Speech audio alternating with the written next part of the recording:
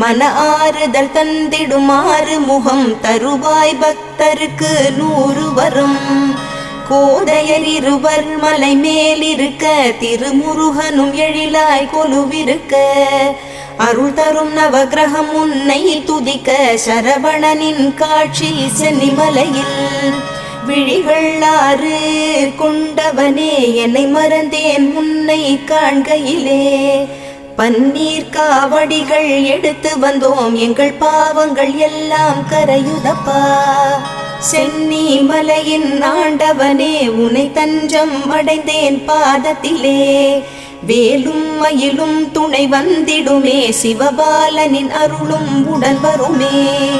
குருவாய் வருவாய் கருணை பொழிவாய் முகமாறும் ஜொலித்திட நீ வருவாய். அபயம் தரும் கந்தனின் 6 முகம் பரிவாய் வருமே அருள் தந்தி